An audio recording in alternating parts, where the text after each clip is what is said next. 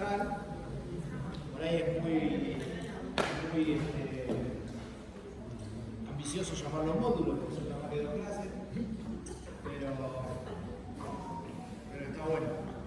Vamos a tener hoy la primera clase que habla de ecografía cerebral normal y algunos conceptos respecto de la hemorragia prematuro, la encefalopatía hipoxico-isquémica y después algunos conceptos muy breves de algunas malformaciones del sistema nervioso, malformaciones congénitas y 2 o 3 cositas de infecciones condatales. Cualquier cosa me interrumpen, me preguntan. ¿Sí? Si no lo prendo, no vamos. Bueno, primero vamos a hablar de ecografía cerebral y de ecografía cerebral normal. No voy a volver a hablar de los beneficios y las virtudes que tiene la ecografía como método en los niños. Sí, le voy a hacer el comentario, la salvedad, y no quiero dejar pasar de la importancia de algunas cosas que tenemos que tener en cuenta cuando vemos un chico adentro de una incubadora o en una servocuna. Hay que tener mucho cuidado con el ruido, ¿sí? Una vez que no se da cuenta, mete el transductor adentro de la incubadora y golpea contra eso para el chico, para un bebé, como si fuera una bomba de sueldo. Hay que tratar de hacerla lo más breve posible, porque se enfría, ¿sí? Hay que tratar de hacerla lo más aséptico posible. Si son prematuros extremos, hay que usar guantes estériles, si no, quizás no hace falta, se pueden usar manoplas. Y por sobre todo las cosas, debemos hacerlo con sapiencia y responsabilidad. Las limitaciones también las conocen. En el caso de la ecografía cerebral, sepan que es fontanela dependiente. Ahora vamos a ver los accesos a las distintas ventanas con las que uno puede valorar el sistema nervioso central, pero es importante que sepan que es un método que hasta los 6 meses de vida es recontra útil para valorar sobre todo las cosas groseras del sistema nervioso, la conformación, como la línea media, cerebroencefálica. Ahora vamos a hablar un poco de eso. Y sepan que a medida que la fontanela, sobre todo la fontanela anterior, que lo vamos a ver ahora, a medida que se va cerrando, lo que uno primero empieza a perder es la valoración de la convexidad encefálica. O sea, pierdo la posibilidad de ver los lóbulos parietales, los lóbulos temporales, y se me empieza como a cerrar la ventana, que es lo que te he dicho, y lo que voy a ver al final, cuando ya se está por cerrar la fontanela, es pura y exclusivamente la línea media y los ventrículos intervertebrales, pero probablemente no más que eso. Como está ahí con rojo, la fontanela anterior es la que más tarde se cierra y es la que por lejos más vamos a utilizar para ver al bebé. En general hay 2 posiciones del transductor, una posición coronal para ver cortes coronales del encéfalo y una posición sagital para ver la línea media y los cortes parasagitales. Y ahora vamos a ver dónde tenemos que ver cada estructura. ¿Y qué transductores vamos a usar? Hay transductores en la medida de la disponibilidad de cada lugar que se llaman microconvex, que son transductores de más o menos 4 o 5 MHz, que son microconvexos y que son ideales para la fontanela porque son chiquitos. Es el ejemplo de la foto de más arriba. El transductor es parecido a los transductores que se usan para hacer ecocardio. pero de mayor frecuencia. Y si no disponemos de ese transductor, podemos usar un transductor convex de 3,5, que se usa en el abdomen, con el que vamos a tener mucho menos definición, por supuesto. Y si no, podemos utilizar un transductor lineal,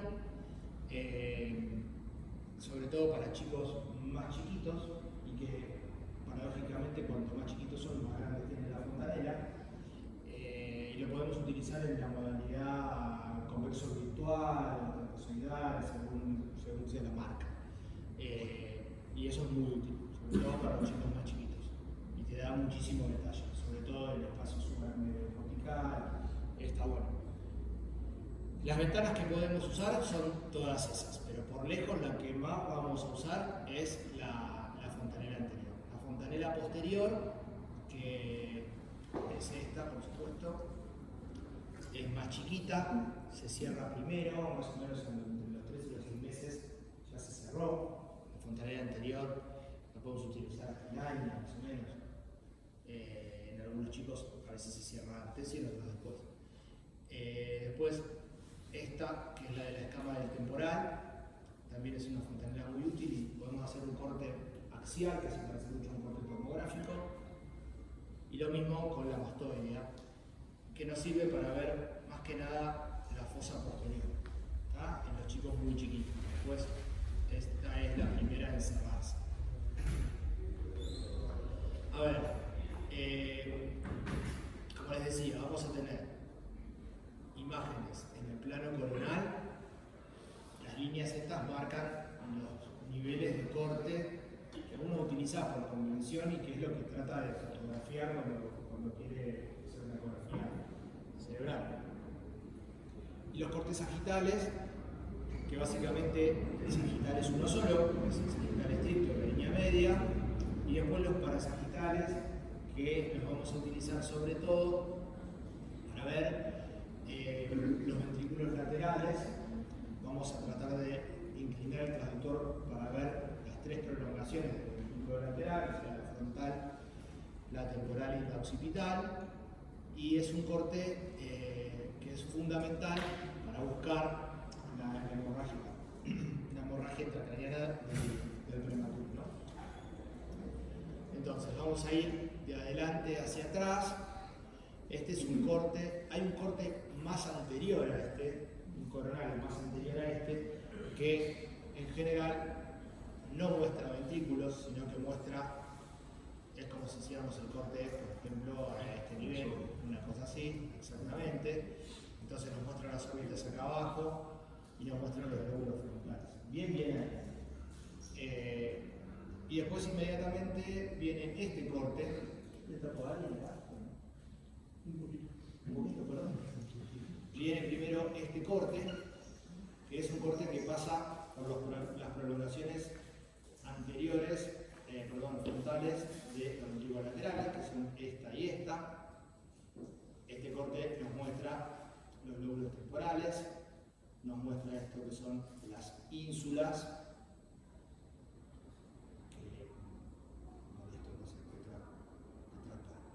y nos muestra, como vamos a ver en la que sigue, las cabezas de los núcleos caudados. Entonces, acá tenemos las cabezas de los núcleos caudados, acá tenemos la cisura interhemisférica, acá tenemos el cuerpo calloso, que lo marca esa flecha, y acá tenemos las puntas de los lóbulos temporales. Fíjense que en el medio está esta cavidad, que es el cavum del septum pellucid. ¿Sí?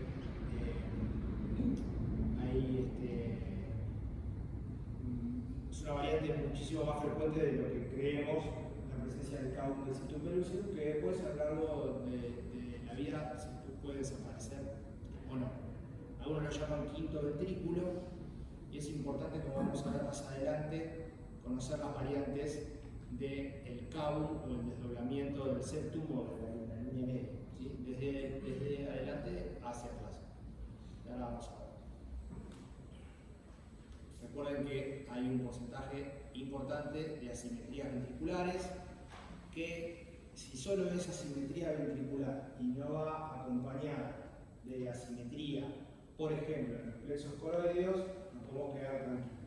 Hay algunos síndromes, como el síndrome Sturge-Weber, que es una mancha vino corto en la cara y que puede tener malformaciones vasculares intracraneales, convulsiones y demás, que a lo mejor, si bien digamos, es muy llamativo la mancha y está desde el nacimiento, cuando uno hace la ecografía de estos chicos, puede haber una asimetría en los plexos coroideos.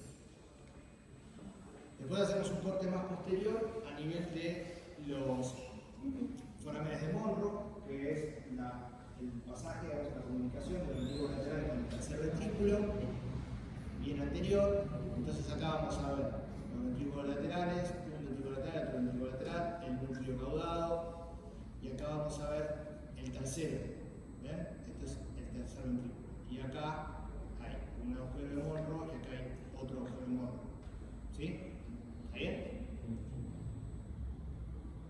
Y después, si utilizamos el modo Doppler color a esa misma altura, vamos a encontrar esto que es ni más ni menos que el polígono de Wills, ¿no? Con las dos cerebrales medias, la cerebral anterior que por el plano digamos, está cortada, pero estas son las comunicantes anteriores, estas son las comunicantes posteriores, y acá se ve la cerebral posterior apenas. Bien, un corte más posterior. Ya vemos un tálamo, el otro tálamo, parte de la protuberancia, el bulbo, créanme que esto es así. Y acá se ven, como antes veíamos los ventriculares, acá en el periférico vemos los globos pálidos. ¿Sí? Después, posterior al tercer ventrículo, en un corte ya más posterior, vemos el mesencéfalo, los pedúnculos cerebrales, acá de un lado, acá del otro lado, los tálamos y la fosa posterior, como les decía, que es difícil de ver, que es lo que más lejos del transductor está. Esta imagen siempre uno trata de recrearla, que parece como un pinito, un arbolito de Navidad, y lo que vemos acá en el medio es la cisterna cuadrigemina. ¿Sí? Está bueno identificarla porque a veces es asiento de algunos tumores, por ejemplo, de la glándula pineal. Y este es un corte más posterior que pasa por ambos Carrefour ventriculares, en donde podemos ver los plexos coroideos. ¿Sí? Y recuerden esta imagen, que es la sustancia gris periventricular a este nivel, que se ve más ecogénica. ¿Ven? La sustancia blanca periventricular se ve más ecogénica, es normal en los recién nacidos, es más normal aún en los nacidos pretérmino, y es muy importante, recuerden esto, es muy importante que no lo vean más ecogénico que el plexo coroideo. Si lo ven más ecogénico que el plexo coroideo, puede ser una encefalopatía hipóxico-isquémica y podemos estar hablando de una leucomalacia periventricular en estadios más iniciales. ¿Sí? Vamos con los sagitales. Un sagital estricto y dos parasagital. El sagital estricto de la línea media ve todo esto. El cuerpo calloso entero. Miren esto, acá hay una circunvolución que es la circunvolución pericallosa, que uno la tiene que ver así longitudinalmente e ininterrumpida, que si uno lo mira en modo Doppler color puede ver una arteria que es la arteria pericallosa, ¿sí?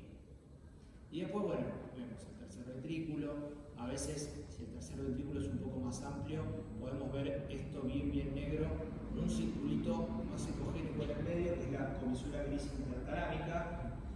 La comisura, que como recuerdan de neuroanatomía, es una comisura mal llamada comisura, porque todas las comisuras son sustancia blanca y esto es sustancia gris, pero es como parte de los dos tálamos que se fusionan en el medio. La protuberancia, el bulbo, el cuarto ventrículo que se ve como un triangulito, ¿sí? Esto que se ve más ecogénico en las fosas posteriores del cerebelo, y acá abajo está la cisterna magna, ¿sí? Que a veces es muy grande, y hay variantes de la cisterna magna, como la mega cisterna magna, que uno tiene que diferenciarla de algunas malformaciones quísticas, como la malformación de Dandy Walker de la fosa posterior. Y estos son los cortes parasagittales, en donde, como les decía, hay que tratar de ver la prolongación frontal, la prolongación temporal y la prolongación occipital con el plexo coroideo adentro, ¿sí? Hay un 60% de recién nacidos de término y un 30% de pretérmino, que los ventrículos están bastante colapsados, son muy pequeños, parecen ventrículos virtuales. Y esto, lo que les decía antes, son otras vías de acceso. Esto es a través de la fontanela posterior, en donde vemos el plexo coroideo, es un corte bien posterior, pero es un corte sagital a través de la fontanela posterior. ¿Se entiende? Acá estaría la prolongación frontal, acá estaría la prolongación temporal, y la flechita lo que marca es la entrada a la prolongación occipital, ¿sí? Y el plexo coroideo. Y estos son desde la ventana temporal, arriba de la escama del temporal, es como si fuera un corte axial de una tomografía, ¿sí? A nivel de, ¿qué sería esto? Un mesencéfalo. Excelente, ¿quién lo dijo? Escuché, bien, sería un mesencéfalo y esto sería. Perfecto, excelente. Y este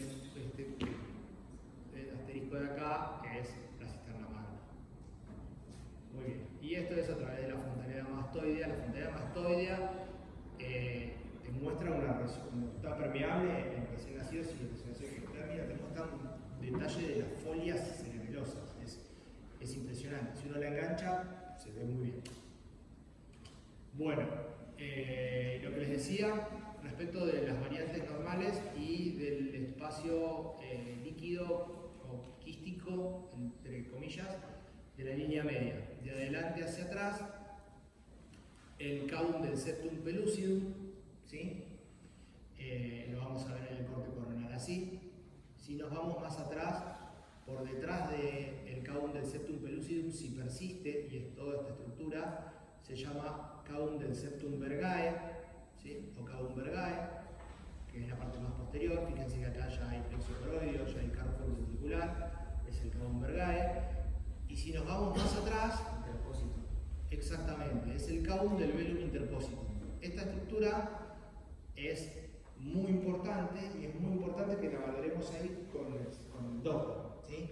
Porque si esto le ponemos Doppler y se pinta porque tiene flujo, estamos hablando de una malformación de la vena de Galeno, ¿sí?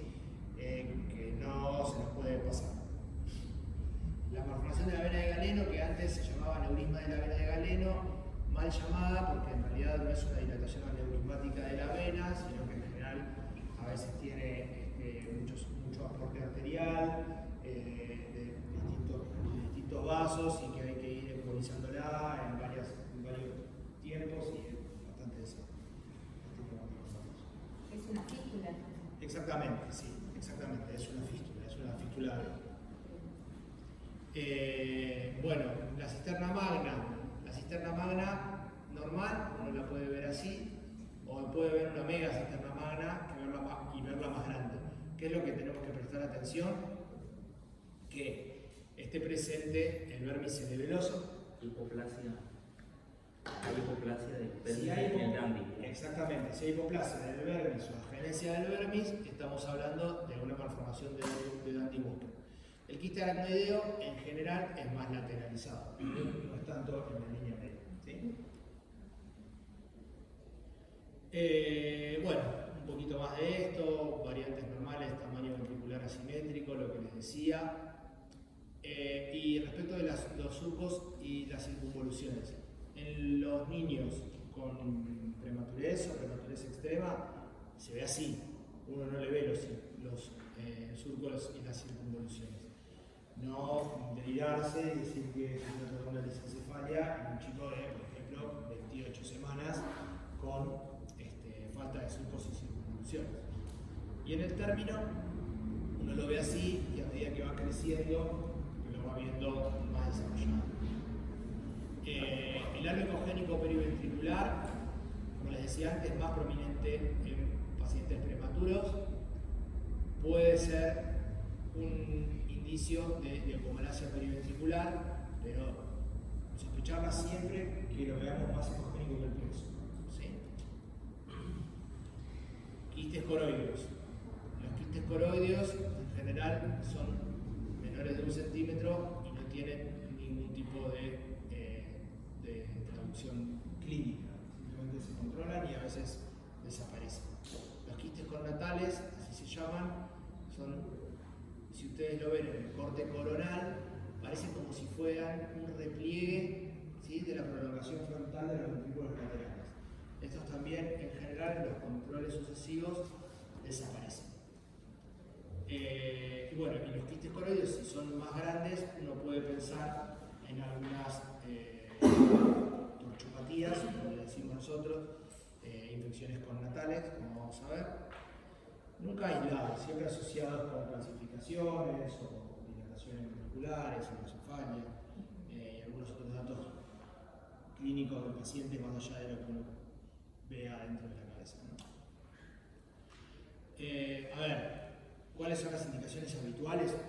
Hay un montón. Por lejos lo que más hacemos es screening de cefalopatía hipoglucémica en los prematuros, para ver las hemorragias y para ver la acumulación ventricular, malformaciones groseras del sistema nervioso central, sospecha de infecciones connatales o evaluación de lactantes con macrocefalia, sobre todo para descartar hidrocefalia, ¿sí? Hidrocefalia en general obstructiva.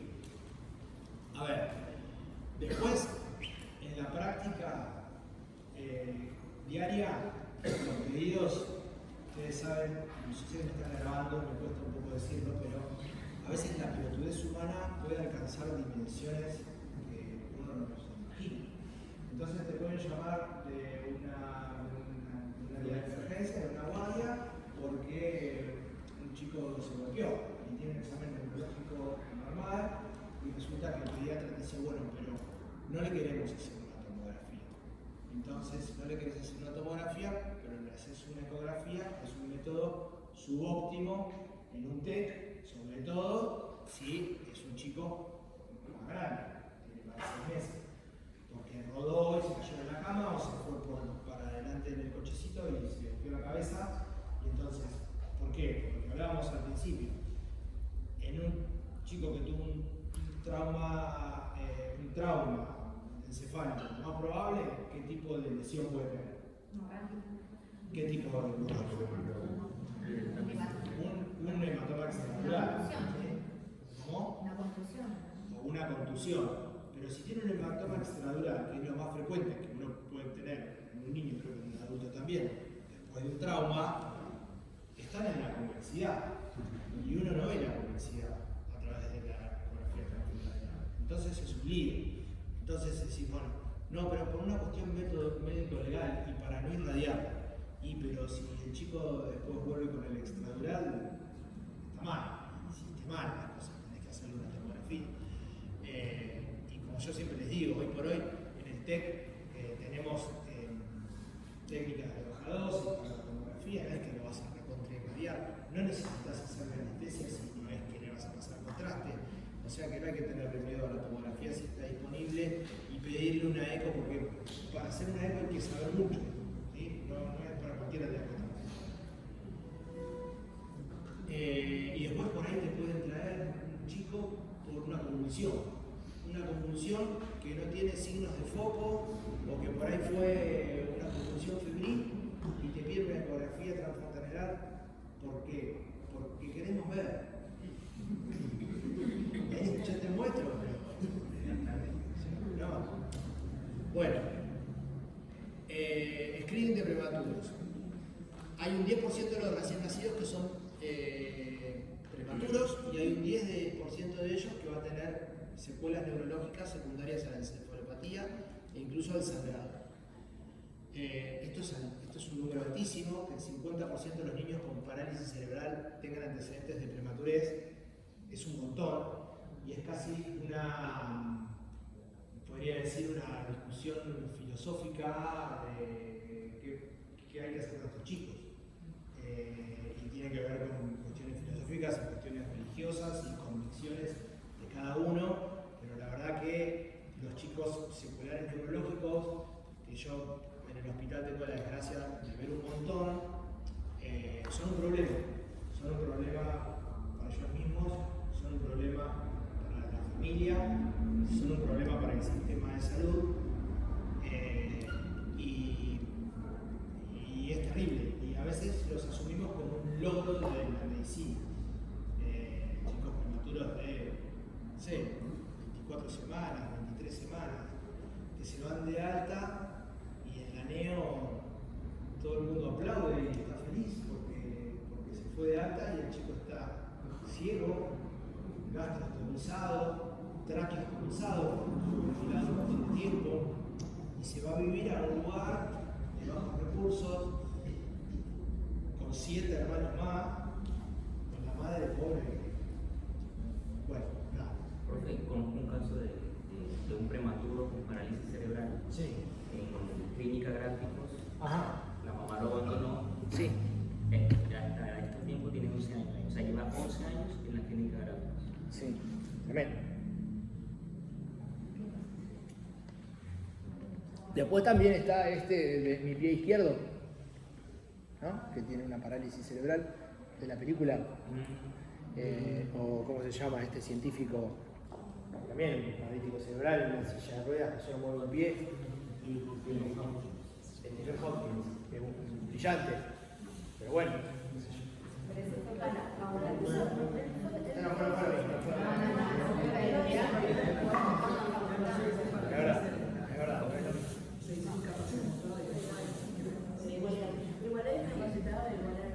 Pero bueno, estos chicos vienen, por ejemplo, en el hospital, nosotros hacemos, hablando con el doctor sobre estudios contrastados, le hacemos video de ilusiones, ¿no?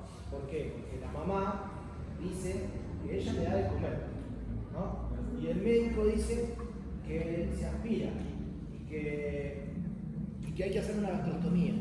Entonces, el médico te dice, yo quiero que le hagas una videodilución para documentarle a la mamá que su hijo se aspira. Entonces así, convencerla de que tiene que hacerle una gastrostomía para alimentación.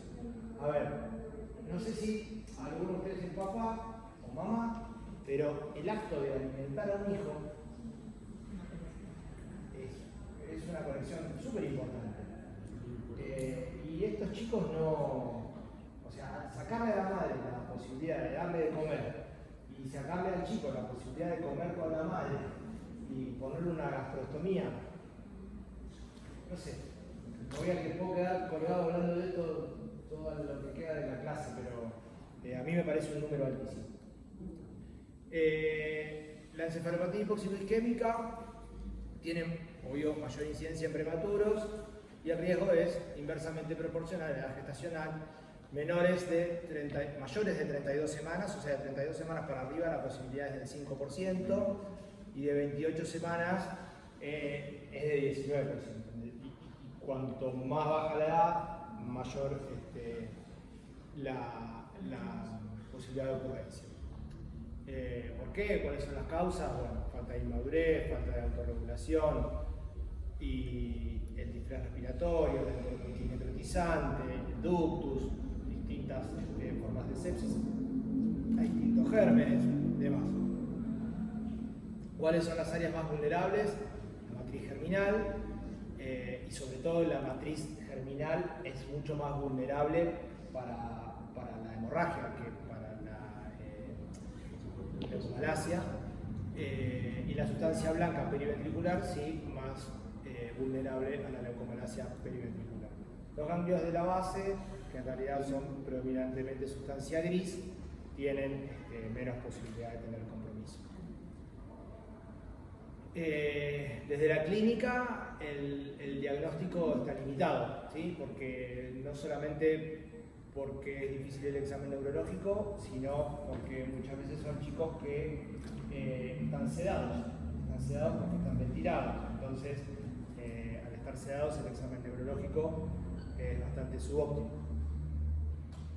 Y es ahí donde las imágenes, y sobre todo la ecografía, que se hace in situ, cobra un rol muy importante. Cerebro blanco. ¿Cómo? Cerebro blanco. El cerebro blanco de qué? Bajo el hipóxido isquémico. Ah, sí, cuando el hipóxido isquémico es severo, el cerebro es blanco, no hay diferenciación corticomedular, no hay apertura ventricular, no hay edema, pero. Y la hemorragia, ahora vamos a ver los distintos grados, cuál es la clasificación, pero sepan que en menores de 700 gramos es de más o menos el 60%. Y como les decía antes, el sustrato anatómico es la matriz germinal, que es donde se originan las células neuronales y las células gliales, y tiene muchísima vascularización, mucha celularidad, y donde está inmadura, sangra. A ver, ¿cuáles son las regiones donde más matriz germinal hay?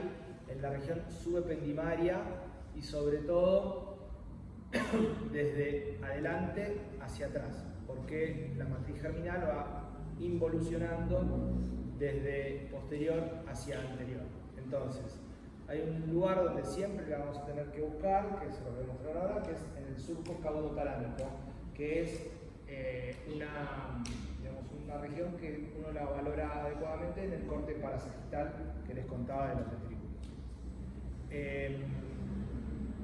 Bueno, la patogenia del sangrado tiene que ver con la falla en la autorregulación, el índice de resistencia de la arteria, sobre todo de la arteria cerebral anterior, puede mostrar este tipo de oscilaciones con estos flujos diastólicos e índices de resistencia mayores de 1, que en un contexto de un chico en una terapia intensiva que uno le hace un Doppler y ve eso, si no sangró, ojo porque puede sangrar, ¿sí? Y esta es la vieja clasificación y aún vigente de la hemorragia intracraneana, que va desde el grado 1 hasta el grado 4, con un término de grado 4 un poco feliz, porque en realidad no es la evolución de los grados anteriores, ¿sí? El grado 1 es cuando, ahora vamos a ver, la hemorragia está limitada al surco caudotalámico.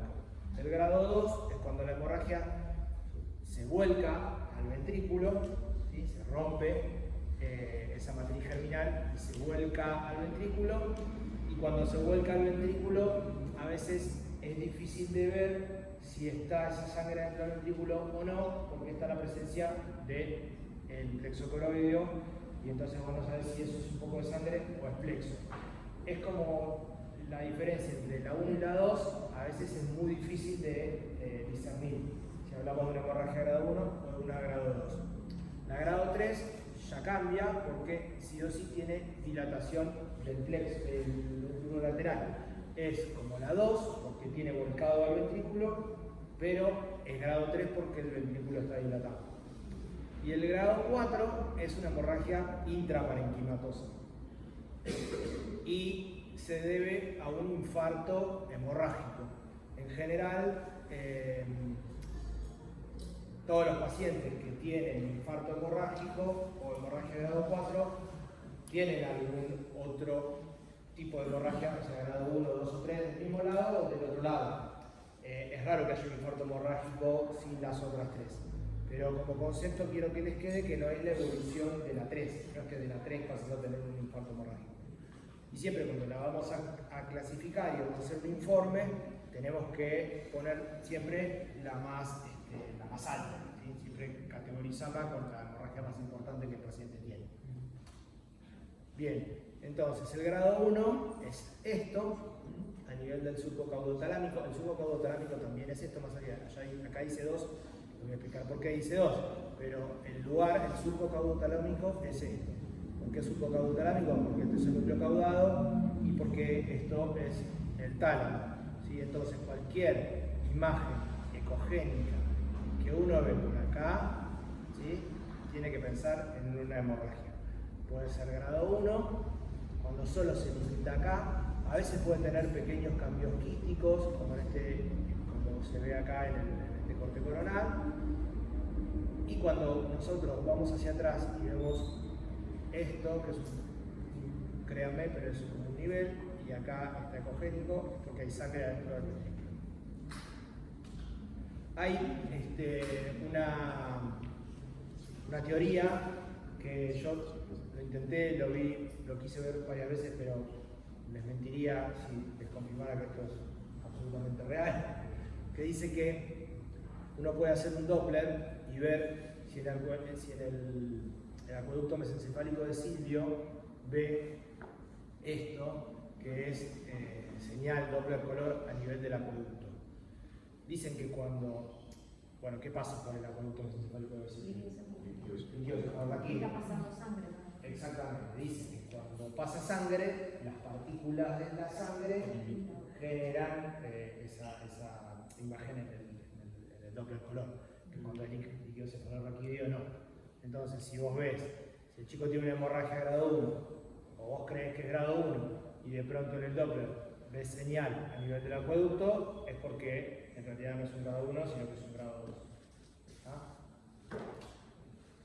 Bueno, el grado 3, vemos la gran hemorragia a nivel del surco y hacia posterior, y la dilatación ventricular. ¿A qué llamamos dilatación ventricular? Hay algunas tablas, ¿sí?, de acuerdo a la edad, pero como norma uno toma 1 centímetro. ¿Y dónde mide?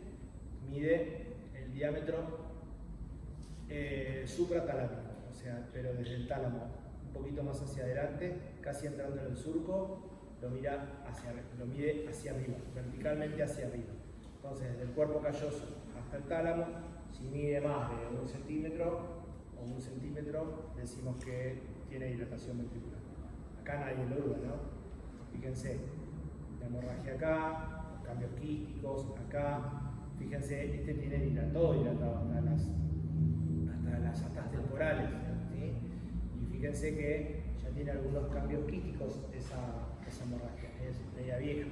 Y el tercer ventrículo también dilatado. Porque ¿qué se tapa? Se tapan los monros, se tapa el acueducto mesencefálico, se tapa todo.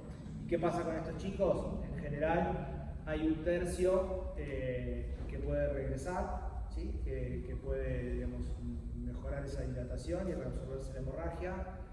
Hay otro tercio que se mantiene igual y hay un tercer tercio que va a desarrollar una hidrocefalia hipertensiva y va a necesitar una derivación, ¿sí? Una derivación. En general es de ventrículo peritoneal.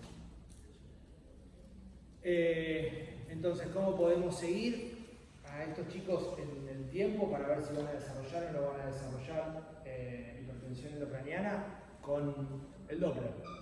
No quiero entrar en esto porque es un berenjenal y no quiero aburrirlos. Sí, les quiero que les quede como concepto que el índice de resistencia ante la compresión, si uno le comprime en la fontanela al chico, va a ver que el índice de resistencia en un niño normal, en un lactante normal, no varía de edición, ¿sí? Porque hay una capacidad de autorregulación, ¿sí? En cambio, en los chicos con hipertensión endocraniana por hemorragia, esa autorregulación se pierde. Y de pronto podemos tener esto que veíamos antes, que es ondas negativas, ¿sí? Un flujo diastólico negativo por debajo de la línea de base, con índices de resistencia muy altos, ¿sí? Por encima de 1. Eso es intrauterino. ¿Cómo? Es intrauterino eso. No, esto es el recién nacido, con una hemorragia medido adentro del incubador. ¿Y se usa más el índice de resistencia que el índice de pulsatilidad? Sí, usamos más el índice de resistencia. Es más sensible porque no depende del ángulo. ¿Cómo? Es más sensible porque no depende del ángulo. Exacto, tal cual. El índice de pulsatilidad tampoco. El índice de pulsatilidad, nosotros en NEO no lo usamos en NEO. Sí se usa para el Doppler transcranial del adulto, para el transcranial, pero para la transfrontal no. Bueno, y esta es como les decía, una grado 4, que aparte tiene un grado 3, ¿sí? Porque acá el ventrículo está dilatado y tiene hemorragia intraventricular. Pero esta imagen ecogénica en la sustancia gris periventricular es un infarto hemorrágico. ¿Sí? El grado 1 y el grado 2, el pronóstico en general es muy bueno, con el control evolutivo alcanza, y en el grado 3 y grado 4 se puede rezar, pero depende del credo de cada uno. Pero sí, la realidad es que no hay un tratamiento estricto para evitar la hemorragia. El control evolutivo se debe hacer cada mes, Ahora vamos a ver eso.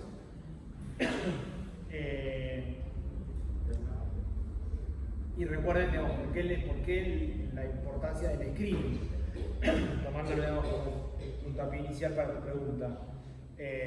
Porque hay un 65% de los grados 2, incluso grado 3, que son asintomáticos, ¿sí?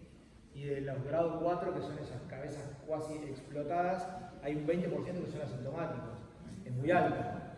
Entonces, a todos los prematuros menores de 32 semanas o menores de 1.500 gramos al nacer, hay que estudiarlos sí o sí. A pesar de que en la gran mayoría de las maternidades se les pide, a todos los neonatos internados, se les pide una ecografía transfrontalar. Pero, por más que sean determinantes, ¿sí? Pero si no, esta es un poco la norma. Menos de 32 semanas o menos de 1.500 gramos al nacer, hay que mirarlos. Y esto es importante también, porque a veces te van a llamar y te van a decir que nació un prematuro, que vayan corriendo a verlo porque quieren saber si tiene sangrado. Y la verdad es que las primeras 24 horas, ¿sí? Hay un alto porcentaje que no lo va a tener al sangrado. El que tiene que sangrar, ¿sí? Sangró hasta el quinto día. ¿Sí? Después del quinto día, si no sangró, probablemente no sangre. ¿Está bien? A ver, los prematuros extremos, prematuro extremo hablamos menor de 28, 27 semanas, los vemos, te diría, todos los días. ¿Sí? Depende también de qué lugar estemos hablando. ¿Sí? Si estás en un lugar, una maternidad importante, donde hay ecografía todo el tiempo, los vemos incluso hasta más de una vez por día. Si estás en un hospital donde no hay ecografista pediátrico todo el tiempo y nació un prematuro hoy, lo correcto es que te llamen en 48 horas para verlo, que no te llamen en el momento que nació. ¿Sí? Entonces, los niños asintomáticos entre el cuarto y el quinto día de vida, es la recomendación, a pesar de que solemos ir antes. Pero en los que están sintomáticos, si tuvo una convulsión, si le bajó mucho el hematocrito, y en eso sí podés ir en cualquier momento. Entonces, la ecografía es la modalidad inicial y generalmente la única para el diagnóstico y seguimiento de la hemorragia. El screening está indicado en los pretérminos menores de 32 o menores de 1.500 gramos.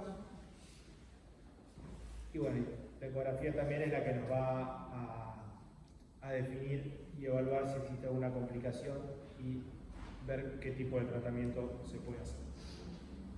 La leucomalacia periventricular, como les decía hace un rato, es la causa más frecuente de daño neurológico, 8 al 35% en menores de 1.500 gramos, y se produce, como les decía, por la vulnerabilidad de la sustancia blanca periventricular en los menores de 32 semanas de edad gestacional. No voy a hablar de todo esto porque los va a aburrir. Y el diagnóstico clínico, lo mismo, limitado porque el examen neurológico es limitado y es importante las imágenes y sobre todo la ecografía. Dos formas patológicas, la necrosis focal, ¿sí? Que es la que después va a desarrollar leucomalacia quística, al principio microquística y después con desarrollo de cavidades porencefálicas muy grandes, que a veces incluso se comunican con los ventrículos laterales, o la alteración difusa, que es lo más común, y sobre todo en estadios iniciales, que es el aumento de la cosmicidad de la sustancia blanca periventricular.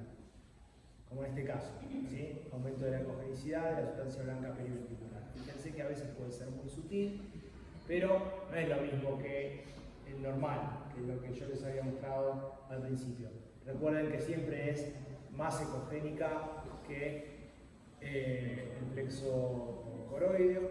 Recuerden que en general hay cierta asimetría, ¿sí? Aunque pueden ser bien simétricas, pero hay cierta asimetría, no como en la variante normal, el aumento de la ecogenicidad periventricular, que siempre es simétrico, y que sobre todo podemos encontrarla también en los cortes más anteriores. Fíjense que esto es lóbulo frontal, y lo que habíamos hablado como imagen ecogénica periventricular como variante de la normalidad siempre es periventricular y más posterior, ¿sí? Lóbulos parietales o incluso lóbulos occipitales. Entonces, más blanco que el plexo coroideo, asimetría y anterior, piensen en leucomalacia. Y bueno, y esto no se le escapa a nadie, o no debería por lo menos escaparse a nadie, ¿sí? Que es una fase más tardía con cambios quísticos, ¿sí? Y atrofia de la sustancia blanca. A ver, cuando es difusa y no es quística, la sensibilidad y la especificidad es más baja, y estos son los que cuestan, ¿sí? Los cambios sutiles. En estos no se confunde nadie, por lo menos es más difícil que se te escape, ¿sí? Si viene fase aguda, hay mucha simetría, hay colapso ventricular, es distinto. Y esto ya son lo que les decía, cambios quísticos, confluyentes entre ellos, y a veces se vuelcan hacia el ventrículo. Y este es un chico con una hipoxidia isquémica severa, que incluso tiene bastante atrofia cortical y tiene estas conexiones subdurales, ¿sí? ¿Cómo sabemos si esto es aumento del espacio subaracnoideo o son conexiones subdurales?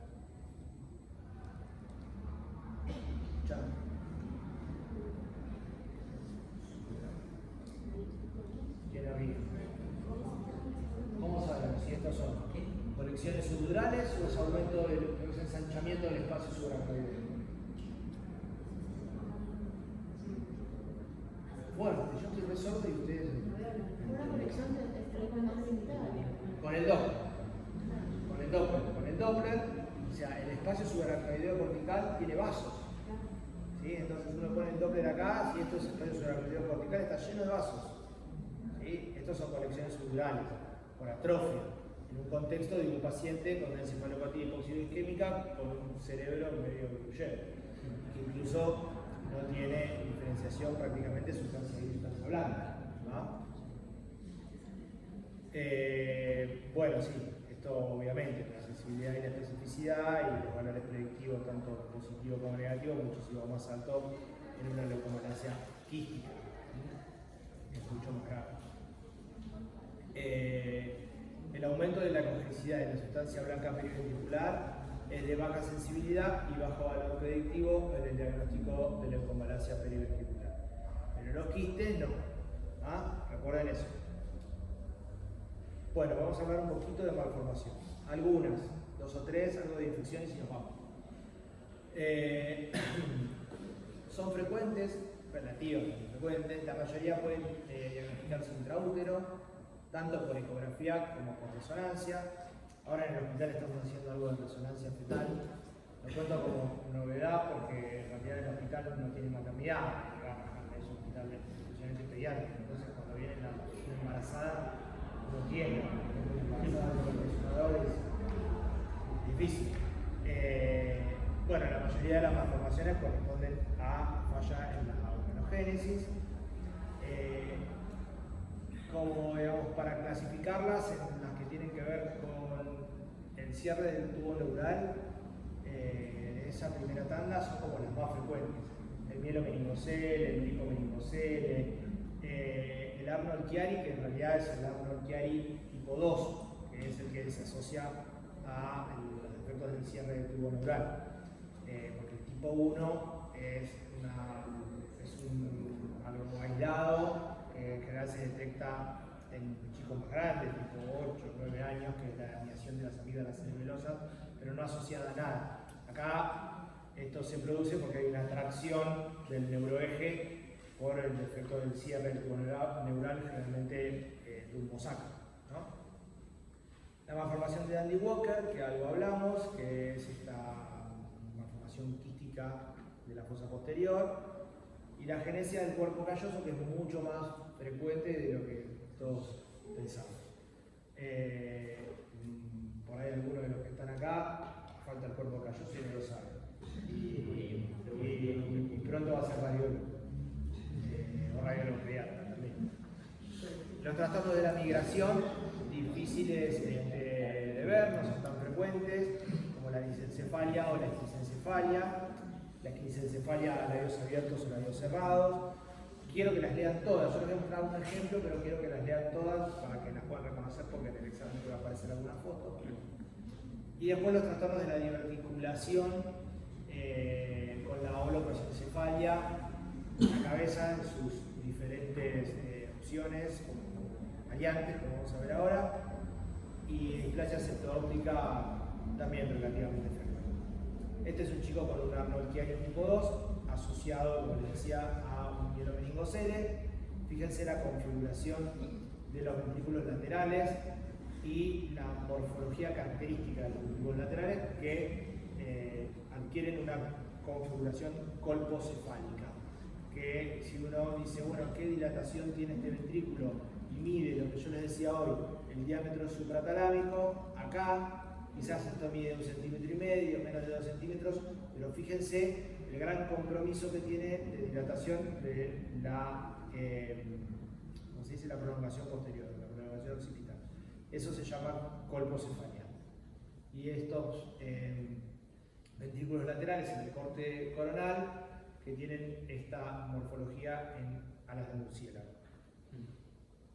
La agenesia del cuerpo calloso puede ser parcial o completa. Parcial, ya sea anterior, una disgenesia del cuerpo calloso, anterior o posterior, o bien completa. Y quiero que recuerden las imágenes.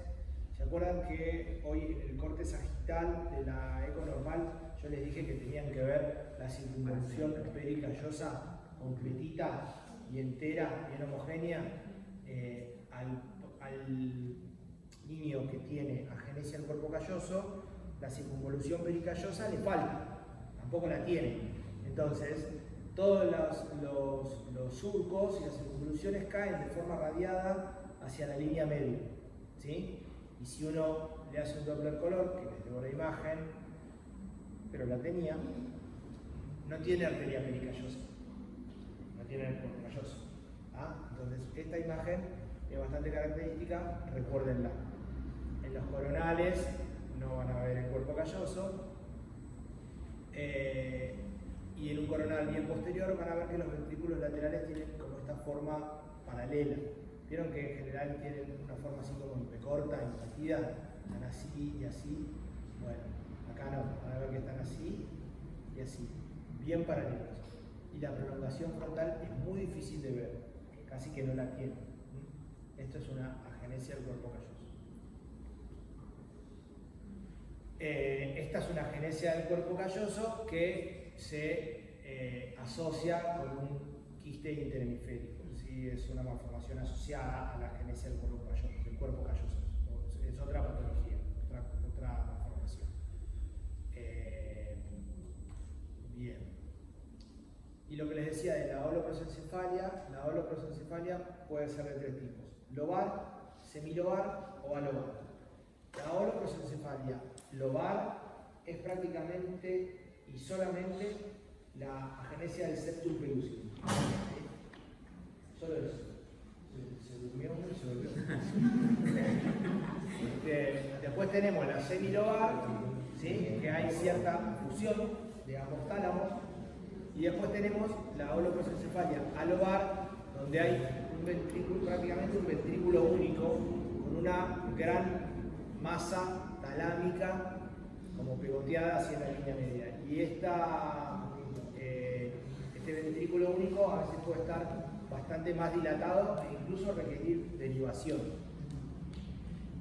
A ver, la alobar son chicos que tienen muchísimas malformaciones faciales. A veces tienen un único ojo, muchas cosas de la línea media, son feos. ¿Sí? En general asocian muchas cosas de la línea media y suelen tener cardiopatía y suelen ser hipotiroideos y en general no tienen buen pronóstico. ¿Sí? Dos palabras de infecciones connatales. Quiero que recuerden los grandes hallazgos de las infecciones connatales. Es difícil decir, bueno, este es más de esta y esta. A veces dicen, bueno, vieron que es muy de examen de residencia. Ay, si son periventriculares es más MB y si son más de todo es más. Eso no es tan verdad. ¿Sí? Las calcificaciones pueden estar en todos. Sí, es verdad, son más frecuentes en el lactoso y en el CMB, pero no porque sean ventriculares le ponen el sello a una o a la otra. ¿Sí? Estas son las más frecuentes, ¿sí? Y estos son los hallazgos más comunes. ¿Qué vamos a ver? Quistes subependimarios no asociados a hemorragia, como estos, quistes complejos, grandes, medio irritables. Calcificaciones en el parénquima, fíjense que en estas son calcificaciones grandecitas y en los ganglios basales. ¿Por qué se las muestro y por qué quiero que recuerden esta imagen? Porque hay un diagnóstico diferencial que es la vasculopatía lenticuloestriada, que son calcificaciones lineales de las arterias lenticuloestriadas que son muy comunes de ver en niños sanos, ¿sí? Pero que también, aparte de estar en niños sanos, pueden asociarse a algunas cromosomopatías, como por ejemplo el más frecuente el síndrome de Down. ¿Sí? Entonces, esto es vasculopatía lenticuloestriada.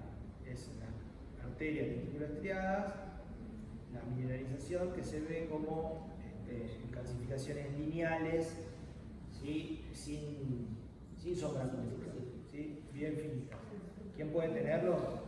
Cualquiera, un niño sano, o una trisomía, un TORCH, o el alcoholismo fetal, y ahora hay un trabajo que están haciendo, creo que en la maternidad Sardá, respecto de hijos de madre paquera, ¿sí? Que es digamos, paquera, es por el efecto del paco, el paco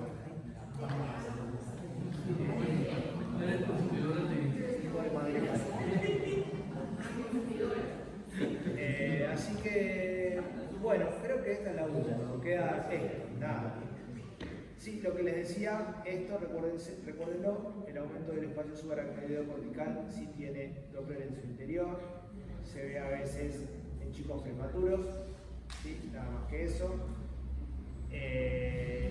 Y lo importante de la ecografía en la macrocefalia, descartar que no sea a expensas de un ensanchamiento del espacio subaracnoideo cortical, o bien que no sea a expensas de una ventriculomegalia y que no sea obstructiva. ¿Sí? Y hoy por hoy nada más, no lo jodas. ¿Conocen esto?